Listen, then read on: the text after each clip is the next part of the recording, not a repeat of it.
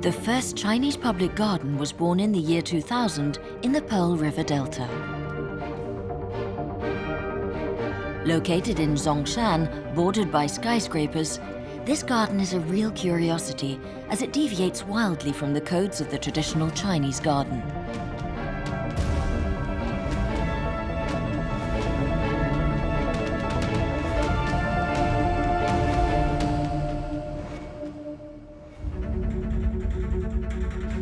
Among the ruined structures of the city's great shipyard, which went bankrupt in the 1990s, wild outbreaks of greenery have sprung up, reminiscent of the countryside.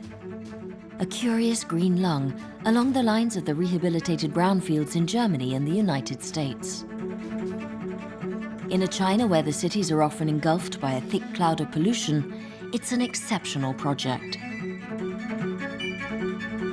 This is the green team which transformed these 12 hectares into an astonishing space.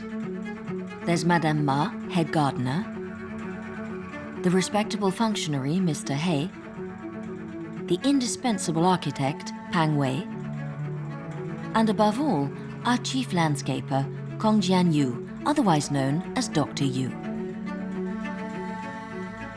I try to express my concept to consider every day as monumental. So in this park, I try to give individuals have their space.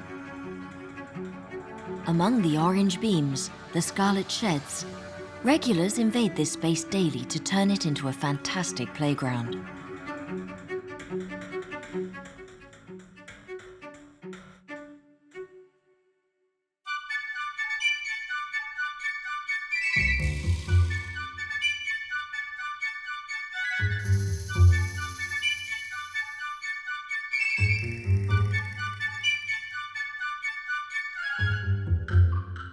And it's from the eastern entrance to the park, amidst the staggered terraces, in a clutter of bamboo and lotus, that Dr. Yu contemplates his work. I still remember the first time I came here. It was muddy, dirty. The building is falling apart.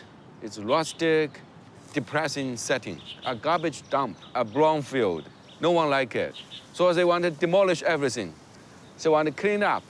But I immediately noticed the value underneath, the potential, the pond, the water itself. So I want to protect the water, keep the water. And the trees, you have banyan trees, you have palm trees, you have all these sequoia trees. All trees were here before. And those ugly, dirty structure, we can clean it up, and really can discover the beauty underneath. And the tower, the water tower, is just under destruction at that time. So I was able to stop that. I said, no, please keep those things, you know.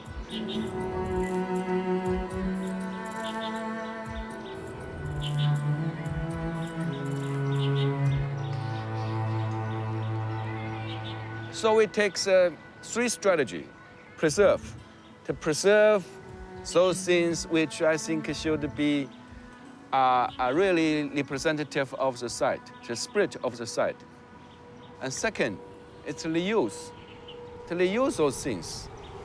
And finally, you want to recycle it. So recycle means you ground everything together to invent something new, like the pave. We recycle the steel to create the pave. So the pave also reflects the essence of the site. So it tells the story of the site. Use a new language, which is my own language. And actually the design of this park also inspired my own childhood experience.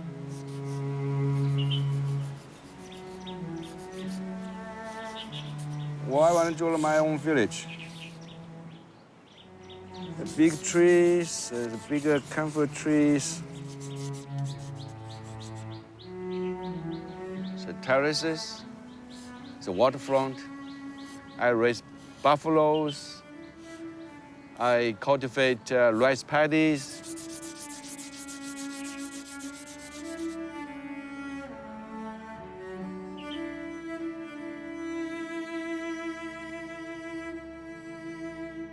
Dr. Yu is a farmer's son.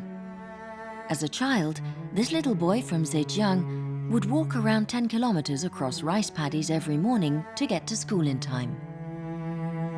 His determination then drove him to study in Beijing, then in the USA at the prestigious Harvard University.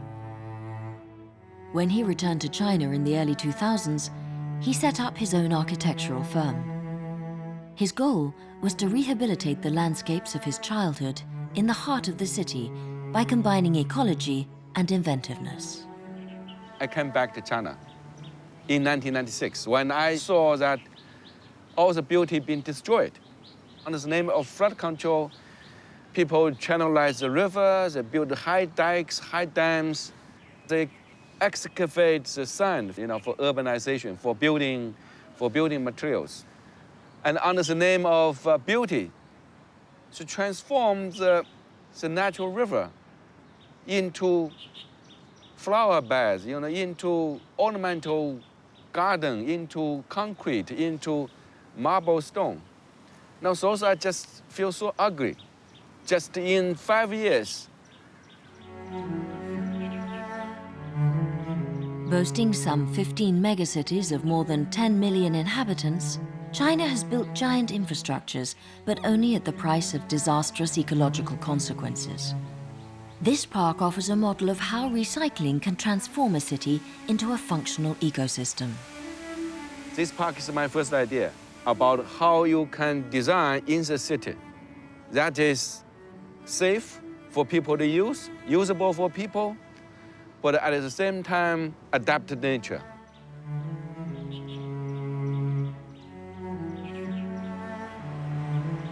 So a designer for this park, actually I use this framing approach. Just by frame it, then the nature come out, pump out, and the meaning come out. A reinterpretation of the natural and cultural system of the site.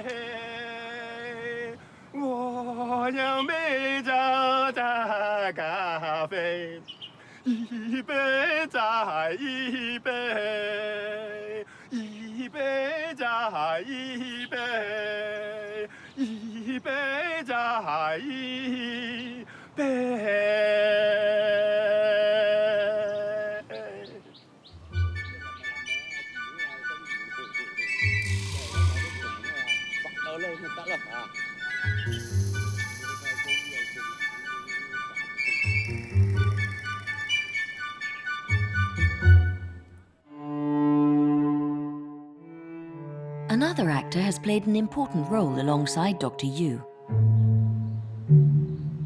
Mr. Pang Wei. For 16 years, the architect had been talking to Dr. Yu about developing this former site as a tribute to the 1,300 people who worked here. So here and there along the paths of the park, you come upon metal statues of workers, repainted machines, and Pang hanging from the skeleton of the old docks, colored anti-rust. The first time we visited this place, we were very touched by the intrinsic atmosphere of this place. These old industrial buildings, traces left by decades of production and shipbuilding, the slogans, the placards. Here we have had to make sure that the old things, the living things, and the new things that we've created together form a force of global creation. Here we must speak of a Western architect, Louis Kahn. He had a phrase. He'd say, each material, each form of matter has an aspiration. Steel, for instance. What does steel do? We've continually tried to understand the language of steel.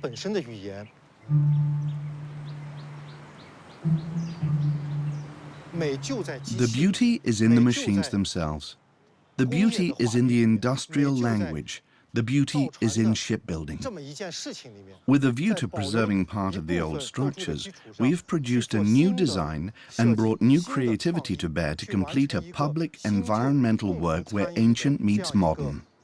In fact, the whole park is a paean to strength and simplicity, to man and machine.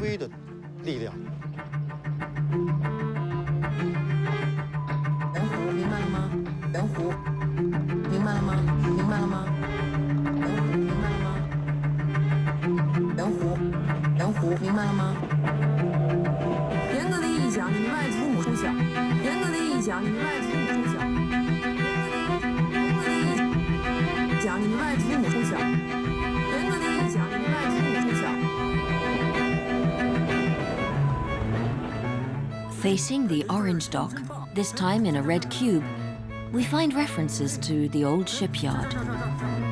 From this recycled steel painted vermilion came the idea of comparing two cultural revolutions, that of Mao, founder of the People's Republic of China, and that of Dr. Yu, which shakes up but repairs a landscape.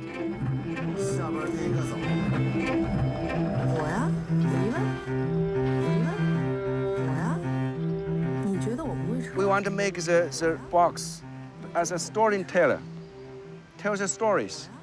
So I decided to put water inside it to create a reflection pond, create really a very religious space, very quiet, to sit there, to think about the past, about how cultural revolution can happen, how it's so brutal, how human can be so brutal.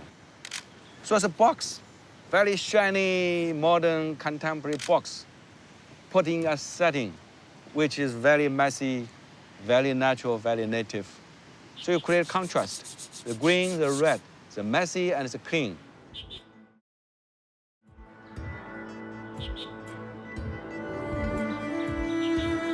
I try to tell the story of the red culture of this side, of this park, but also about China and through my own experience. The box is 9 meter by 9 meter. The workers, they live together in the dormitory. So I basically use this size. And this size also reflects my own experience. During Cultural Revolution, my family, the local landlord families, been packed in this box. Everybody in the same room and surrounded. It's a steel box. There's no way out. So that's one way I cut. Very straight cut. It's industrial, brutal, straight, hard, not negotiable.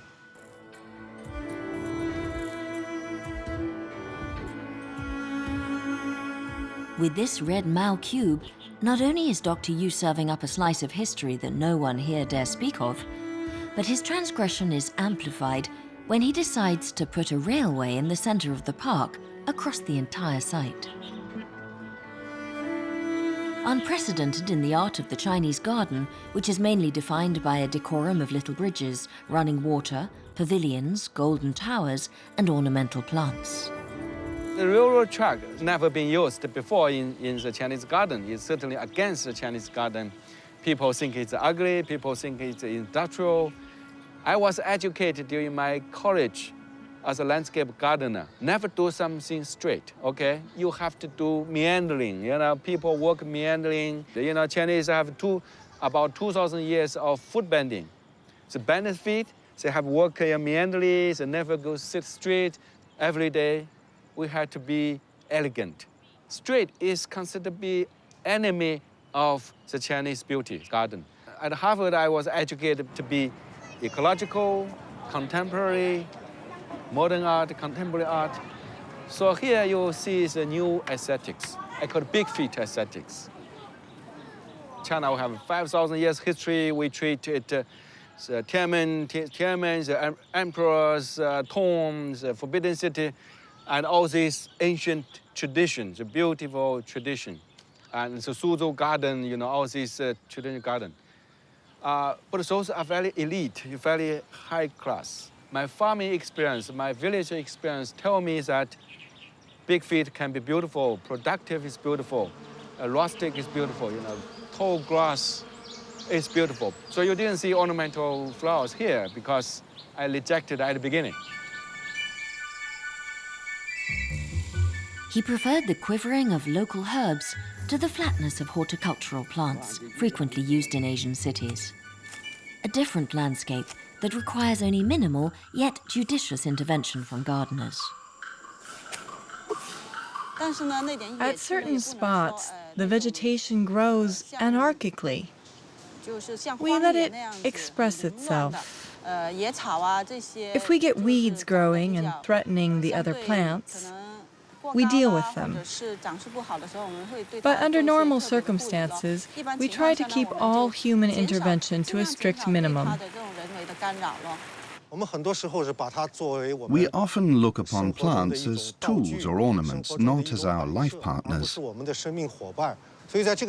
In this project, we've let the plants return to a natural, lively state so they can rekindle a relationship with Mother Earth.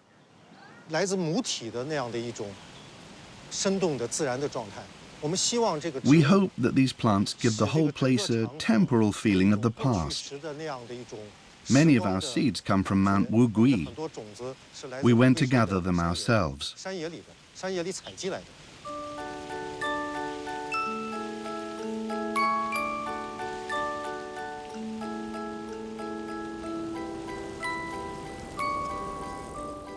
In our garden, you can see banyans all over the place, but especially on the eco-island. This part of the park has been set aside since its conception to preserve 20 50-year-old banyans. You could call them living cultural relics.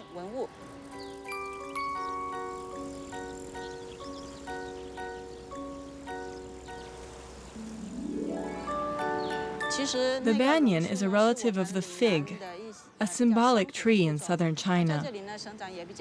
It grows fast here and is well suited to its environment. Sometimes in the spring, in one group of banyans, you can simultaneously observe the passage of the 4 seasons. On some trees, new leaves have just grown. On others, the leaves are still green. Some have started to lose leaves, while others have lost them completely. It's very original and quite beautiful.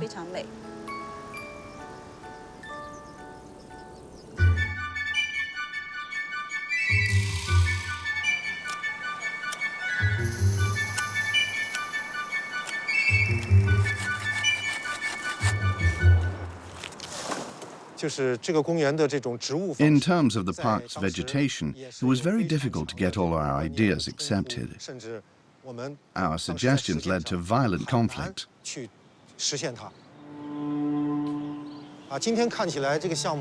Today, this project doesn't seem too avant-garde or ahead of its time, but back then, setting it up was extremely hard.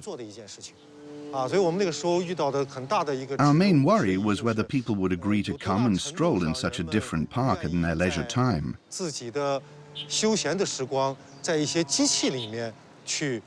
Back then, we really did wonder about that.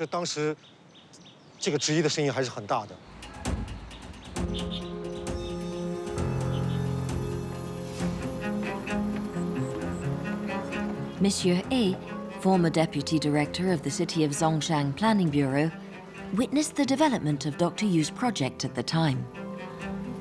And it came close to running onto the rocks. Controversy over this project was fierce. Opposition was violent. Those who liked the project adored it. Those who opposed it rejected it out of hand. So much so that some experts in traditional Lingnan gardens even insulted Dr. Yu, calling him a traitor to the world of traditional gardens. It should be pointed out that the Shipyard Park project was decided by the citizens. Appealing for public participation was a first in China. During the adoption phase of this project, the former workers from the Yuezhong shipyard were the main supporters. They came of their own accord to the planning department to say that they supported Dr. Yu's project. The workers felt that this project embodied their glory and their past mission. For example, this boat on which we're standing is the last one built by the Zhongshan Shipyard.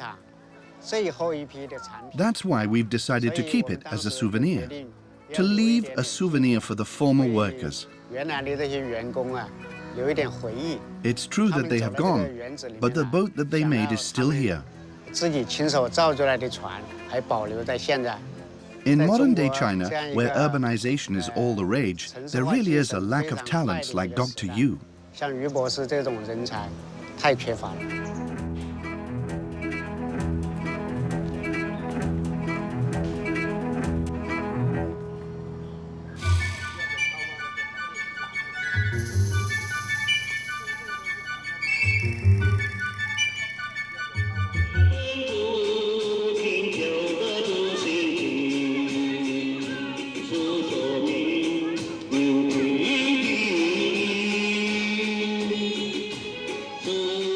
Now here I want to cover the everyday culture, normal people, yeah, vernacular.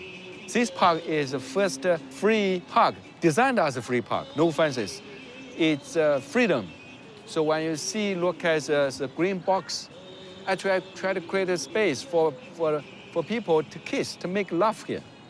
Because when you look at this Chinese street, at that time, I didn't feel any privacy.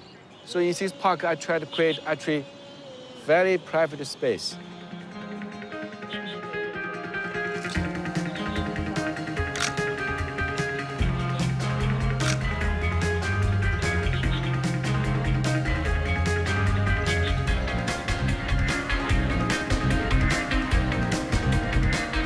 People perform in this park. People certainly become a daily experience. So this park is open theater.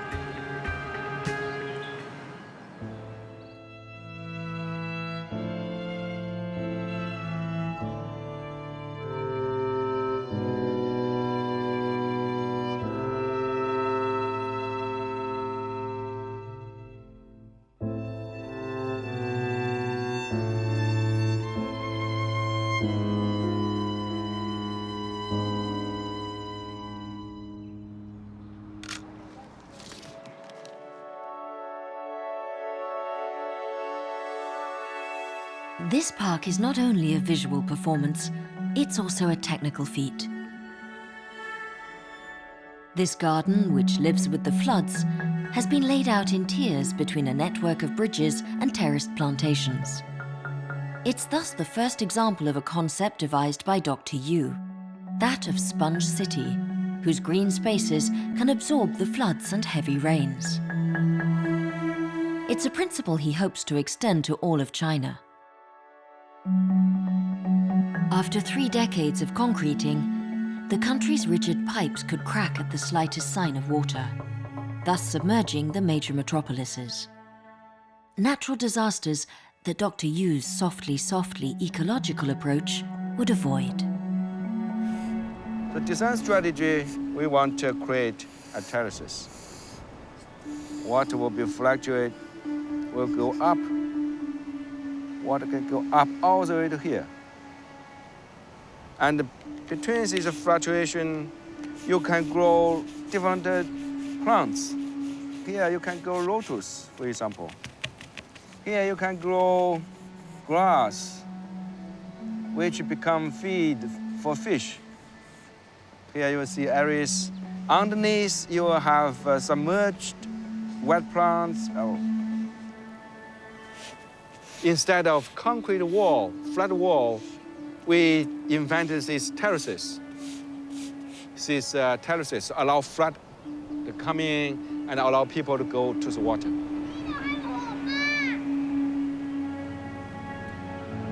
This green sponge idea can also solve the problem of flood, of urban inundation. I'm not just an architect. I'm more like a thinker about how we can make landscape sustainable, how can we find the solutions that deal with these big issues of air pollution, energy consumption, food production, water management. So all this will become the focus of this profession as a landscape architect.